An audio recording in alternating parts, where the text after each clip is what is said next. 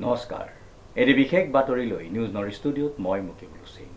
শিক্ষা আৰু সংস্কৃতিৰ নগৰী যোৰহাটত এখনি পূৰ্ণদৈৰ্ঘ্যৰ অসমীয়া কথাছবিৰ শুভ মুহূৰ্ত অনুষ্ঠান সম্পন্ন নিউজ নৰ্থ এক বিশেষ প্ৰতিবেদন শিক্ষা আৰু সাংস্কৃতিক নগৰী যোৰহাটত এখনি পূৰ্ণদৈৰ্ঘ্যৰ অসমীয়া কথাছবিৰ শুভ মুহূৰ্ত অনুষ্ঠান অনুষ্ঠিত হৈ যায় উল্লেখযোগ্য যে যোৰহাটৰ নিমাতী পথৰ চাৰিগাঁৱৰ নিবাসী দিলীপ কুমাৰ বৰুৱাৰ পঞ্চৱতীত অৱস্থিত বাসগৃহত নতুন পূৰ্ণদৈৰ্ঘ্যৰ ছবি খুজে খুজে জীৱনৰ শুভ মুহূৰ্ত অনুষ্ঠানটি এটি গাম্ভীৰ্যপূৰ্ণ অনুষ্ঠানেৰে অনুষ্ঠিত হৈ যায় পোনপ্ৰথমে ভাল লাগিছে যে যোৰহাটত শ্বুটিংটো হ'ব কিয়নো সদায় যিমানকেইখন চিনেমা কৰিছোঁ আজিলৈকে সদায় টালি টোপোলালৈ গুৱাহাটীলৈকে যাব লগা হয় কাৰণ গুৱাহাটীতে বেছ কৰি পেলাই আমাৰ কামবিলাক আৰম্ভ হয় তাৰপাছত বিভিন্ন লোকেশ্যনলৈ যোৱা যায় সেইটো বেলেগ কথা কিন্তু এই চিনেমাখনে প্ৰথমৰ পৰা শেষলৈকে যোৰহাটত শ্বুটিং হ'ব গতিকে খুব ভাল লাগিছে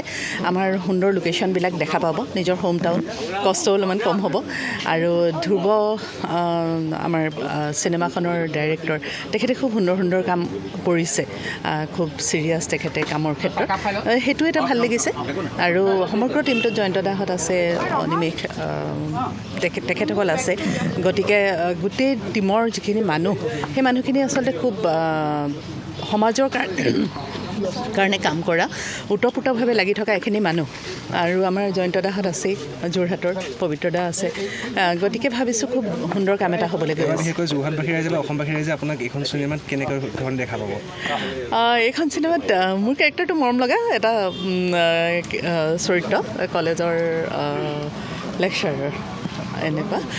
গতিকে এতিয়াই মই নকওঁ আৰু মই স্ক্ৰিপ্টখনৰ মাজত সোমাবলৈ বাকী আছে শুনিবলৈ বাকী আছে গতিকে এদিনে আচলতে তেখেতসকলৰ লগত কথা পাতিছোঁ আৰু নেক্সট ডে আজি মুহূৰ্তত আহিছোঁ কিমান আশাবাদী কাৰণ এতিয়া আজিকালি ধৰি লওক দেখিবলৈ পোৱা গৈছে OTTৰ পৰা আৰম্ভ কৰি চিনেমা হলসমূহতো কম্পিটিশ্যন বহুত থাকে প্ৰতিযোগিতা বহুত থাকে তাৰ মাজত অসমীয়া চিনেমা এখন কৰিবলৈ আগবাঢ়ি অহাটো বৰ্তমান সময়ত বহুত ডাঙৰ প্ৰত্যাহ্বান কিমান আশাবাদী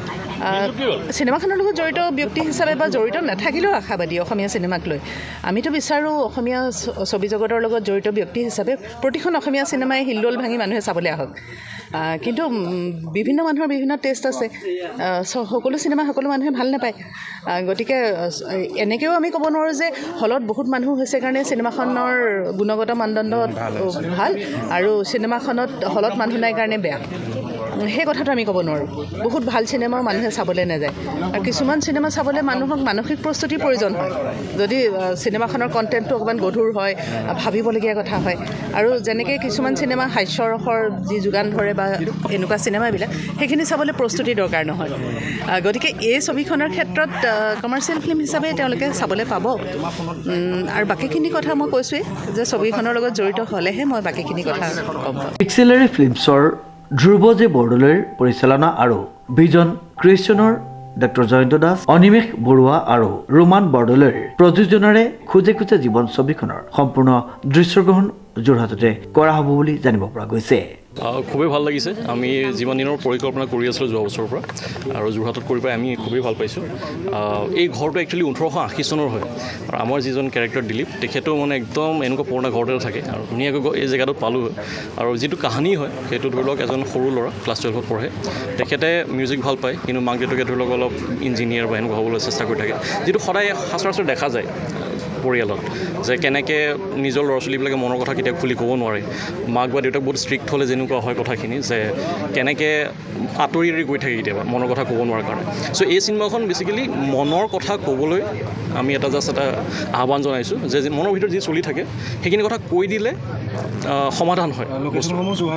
হয় গোটেই লোকেশ্যনখিনি যোৰহাটত হ'ব আৰু যোৰহাটখন এজ আমি কেৰেক্টাৰ দেখাব বিচাৰি আছোঁ য'তে যোৰহাট যোনে চিনিও নাপায় যোনে অহাও নাই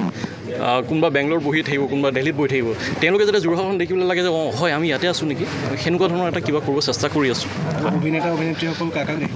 মিণ্টু বৰুৱা তেখেত বাপেকৰ কেৰেক্টাৰ থাকিব মৃণাল হাজৰিকা অৰ্জুনৰ যিটো কেৰেক্টাৰ যিটো আমাৰ প্ৰটাগনিষ্ট হয় তেখেত ধৰি লওক মৃদুপৱন পৰাশৰ শিল্পী শিখা বুলি আমাৰ যোৰহাটৰে ছোৱালী তাই থাকিব, নীলাক্ষী হাজৰিকা মাকৰ কেৰেক্টাৰ থাকিব, আৰু জয়ন্ত দাস ডক্টৰ জয়ন্ত দাস তেখেত ধৰি লওক দিলীপৰ কেৰেক্টাৰ থাকিব। এইকেইজন 5টা মূৰ্ত মেইন কেৰেক্টাৰ হয়। আৰু তাৰ বাহিৰেও গীতাৱলী বা আছে, পবিত্ৰ দা আছে, জয়ন্ত দা আছে, বুবু দা আছে, এতিয়া গোটেইখিনি আমি এটা দুটা চিন তেওঁলোকে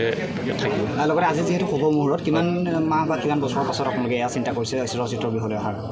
এইখন ৰিলিজ হ'ব 2027 মে'ত।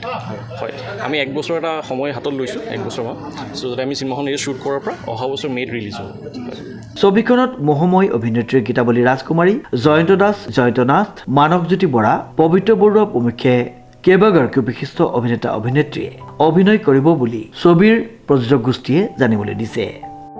শ্ৰীমন্ত মাধৱ বৰুৱাৰ সহযোগত ডিজি বৰাৰ ৰিপৰ্ট, নিউজ নাও।